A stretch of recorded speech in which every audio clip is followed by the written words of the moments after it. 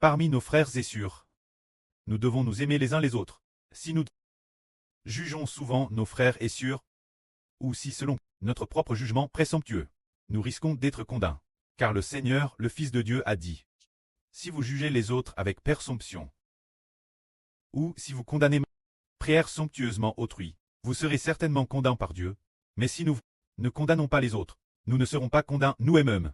Ainsi nous comprenons que, madame, si un frère fait une erreur, ou si une sœur fait une erreur, il ne faut pas se disputer avec eux, afin d'éviter d'être condamnés par Dieu. Tout comme le précleste a dit 7. L'esprit du pré a dit, ne te querelle pas avec vous. Si elle apche, ramenez-la vers Dieu. De cette façon, il s'agit simplement de la ramener vers Dieu. Et quand la ramener vers Dieu, comme le dit notre sur, amenez-la devant Dieu. Pour qu'elle prie Dieu, ou bien quand nous l'accompagnons pour prier Dieu.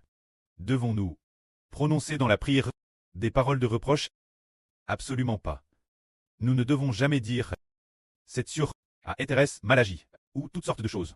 Dans la prière, Dieu n'écoute pas ces paroles.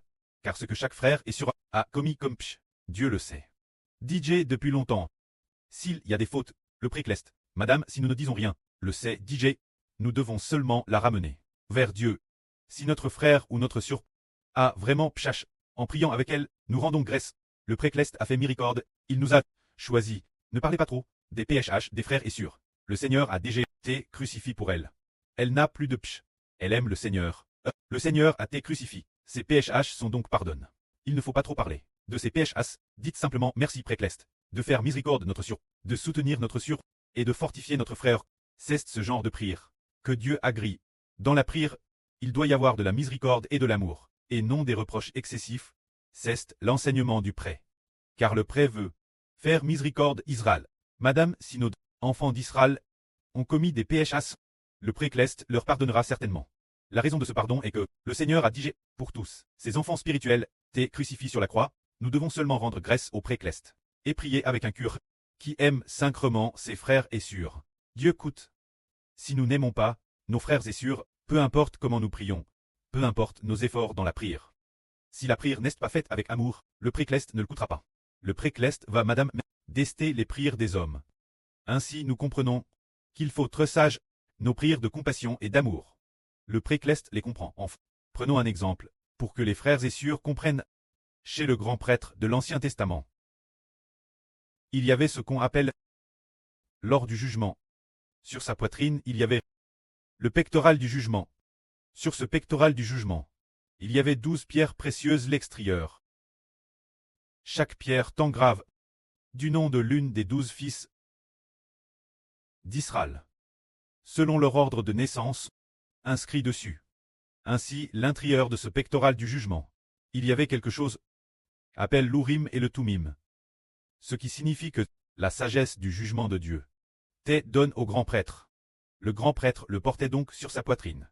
Tout comme le livre du prophète d'Ésaïe le dit, qu'il y a un fils sur qui l'esprit de Jéhovah repose, il ne jugera pas sur l'apparence, ni ne tranchera sur ce qu'il entend. C'est-à-dire que pour juger cette personne, il n'a pas besoin de la regarder, de dire qu'il n'a pas besoin de regarder ce qu'elle fait, pas besoin de regarder. Il n'a pas besoin non plus de ce que son frère Ashbert a dit de sa bouche, qui est parvenu aux oreilles d'un Ashbert. Ce n'est pas nécessaire. Comment jugeait-il? Pas sur l'apparence, ni ne tranche, pourquoi pas sur ce qu'il entend, ni sur l'apparence, qu'il peut juger. C'est exact. C'est parce que le Saint-Esprit devrait le guide dans son jugement. Le Saint-Esprit lui-même lui fera comprendre, sans que personne n'ait lui dire quoi que ce soit. Il ne jugera pas sur l'apparence, ni ne tranchera sur ce qu'il entend. Il jugera selon la vérité. Comme le dit l'Apocalypse, celui qui est appelé roi des rois et seigneur des seigneurs, il juge et combat avec justice. Il juge avec justice. Son nom est la vérité de Dieu. C'est-à-dire que, pour juger, il n'a pas besoin de demander, ni besoin que les gens lui racontent. Il lui suffit de penser, et il connaît déjà cette personne. Comment cette personne est, il le comprend parfaitement. Alors, celui qui est grand prêtre comprend tout. Alors Dieu n'a-t-il pas donne la sagesse au grand prêtre? Dieu est le Seigneur, cela va sans dire. Ils savent tout.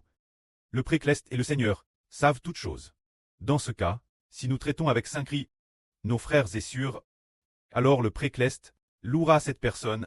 Si cette personne aime sincèrement ses frères et sœurs, le précleste le verra. et l'épalira comme berger. Car le pré Cleste est le Seigneur. Quel genre de personnes veulent-ils lever pour battre les enfants du pré et du Seigneur? Le pré et le Seigneur choisiront. Ceux qui aiment vraiment le pré et le Seigneur, et qui aiment vraiment leurs frères et sûrs, de tout cœur, et non en apparence, car le pré Cleste, avant madame que nous prions, le pré Cleste c'est DJ, ce que nous allons dire, tout ce qui est nous. Madame notre cure, est créé par le pré, notre esprit, est aussi créé par le pré, madame si nous ne disons rien, le pré Cleste et le Seigneur le savent, DJ. Alors nous, souhaitons seulement que le pré change le cœur de nous ses enfants.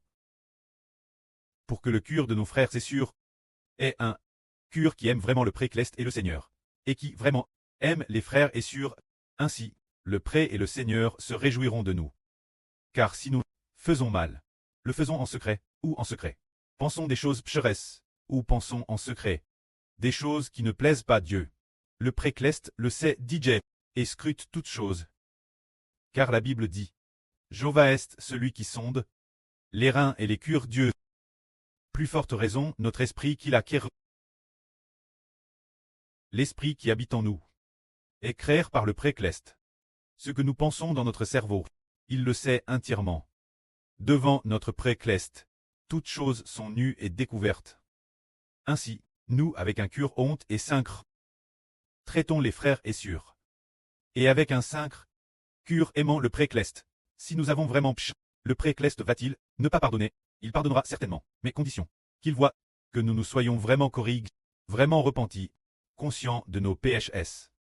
Et que nous ayons chance, et voulons aussi faire des efforts pour changer, voulons faire de grands efforts pour nous redresser. Alors nous serons certainement loups par le pré Cleste. Et aussi bénis par le Seigneur Jésus-Christ. Madame s'il y a eu trop de discipline auparavant. Mais s'il se repent, le pré Cleste pour manifester cela dit, il s'est repenti. Je vais le bénir doublement. Alors si nous faisons ainsi, nous serons bénis. C'est tout comme dans l'Antiquité. Euchbert disait, chez le souverain sacrificateur, il y avait l'Urim et le Tumim, madame par exemple. Madame, si les frères et sûrs n'ont rien fait, le frère Eshberl sait. Prenons un exemple, pour faire savoir aux frères et sûrs, que le frère Ashber sait tout. Par exemple, notre sœur Feng, il y a quelque temps, le frère Benjamin et la sœur Jaowan. Ils ont pour les frères et sûrs créer des comptes. Alors le Saint-Esprit Louis a dit, sur Feng, s'efforce de tlarger la vrille, il faut donc absolument lui réserver 3 comptes. Le frère Eshber n'a pas non plus. Demain la sœur Feng, ni ne l'a vu, ni n'a regardé si elle avait tlargue ou non. Sans rien vérifier, l'esprit du pré l'a dit Louis. Dieu se serait-il trompé dans son jugement? C'est correct. Le jugement de Dieu est, oui, l'esprit du pré Cleste et du Seigneur. Comment juger? Se dire comment? Le pré et le Seigneur savent tout sur chacun. Tout ce que nous savons. Le pré Cleste le sait. Mais si, nous croyons tort que le pré Cleste se trompe dans son jugement, alors nous faisons probablement fausse route. C'est ici que nous allons partager un beau témoignage. C'est dire qu'auparavant l'esprit du pré avait déjà dit de rejeter une personne, savoir Mandy, parce qu'elle a toujours abandonné Dieu.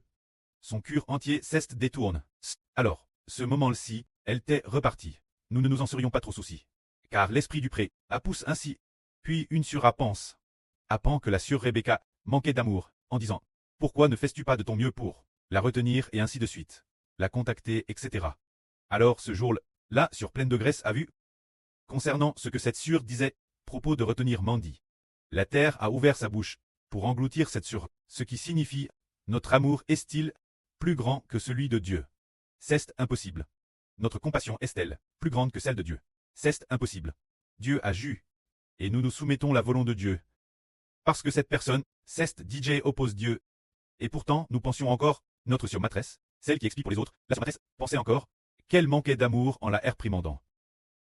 Au contraire, Dieu allait ouvrir la terre pour engloutir. Notre sœur Yang-Yun, cela montre que dans notre jugement, nous ne pouvons pas nous croire plus justes que Dieu. C'est impossible. L'amour de Dieu est plus grand que le Empereur. L'amour du Seigneur Christ est plus grand que le Empereur. Alors ce que le pré et le Seigneur ont jugé, c'est ainsi. Et si nous prions pour ces personnes, ou si nous nous approchons trop d'elles, comme si nous voulions trop proche d'elles, alors ces personnels diront du mal d'Israël. Et par garde, nous pourrions les suivre. Trébucher, et Madame risquait de prier. C'est pourquoi ce que les bergers de Dieu enseignent, nous devons y obéir. C'est tout comme un venement de l'Antiquité.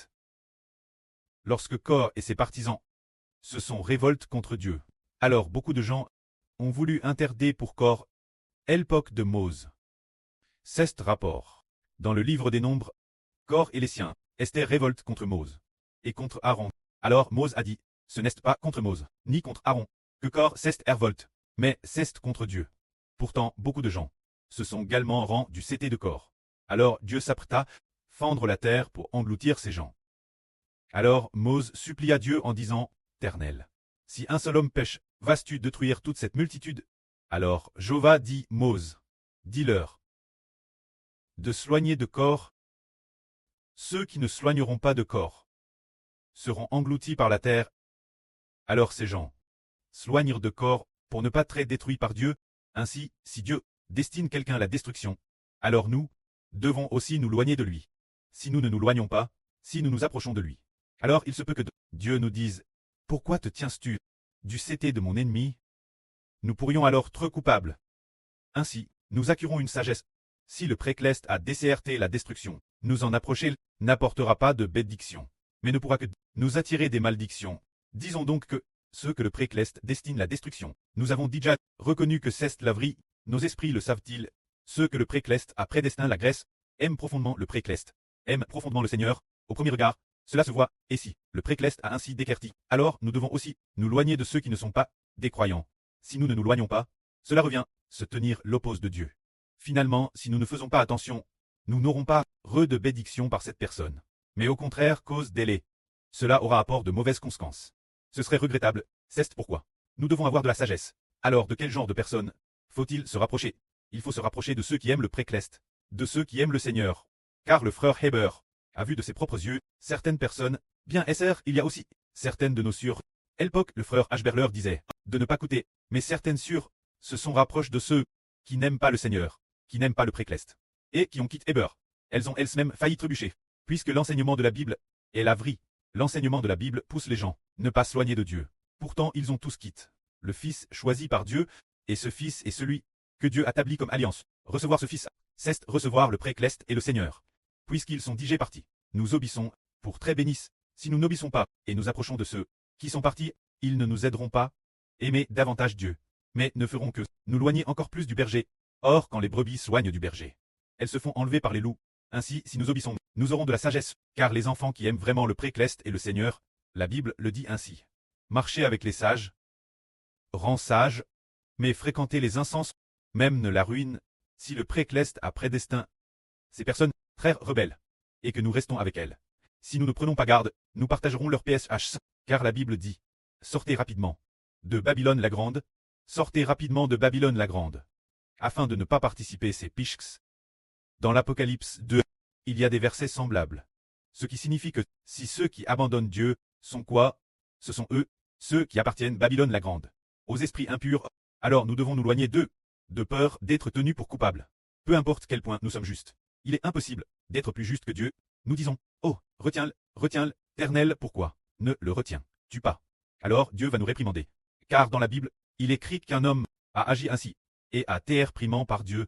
Cet homme est le prophète Samuel. Ce moment-là, Jéhovah avait dit rejet Saül. Il l'avait déjà abandonné.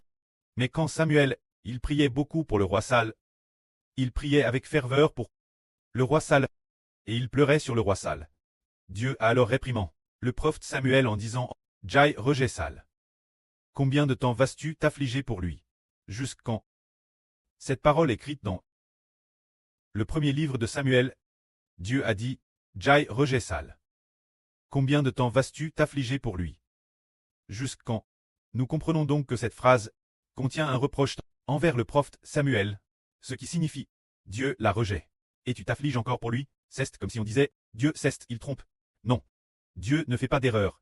Si nous nous affligeons pour ceux que Dieu a rejet en versant des larmes, c'est comme si nous l'accusions en disant, Dieu tu t'es trompé. Tu n'as pas d'amour. N'est-ce pas? Ne faisons pas cela. Ce que Dieu a rejet, l'homme ne peut le rendre droit. We must simply submit to God. Nous ne sommes que des traits CRS par Dieu, soumis la volonté de Dieu. Par exemple, le prophète Samuel savait aussi que Saül avait abandonné Dieu. Pourquoi prendre le parti de Saül et pleurer excessivement sur lui? Obéir la volonté de Dieu apporte la bénédiction. Que la gloire soit auprès et au Seigneur. Amen.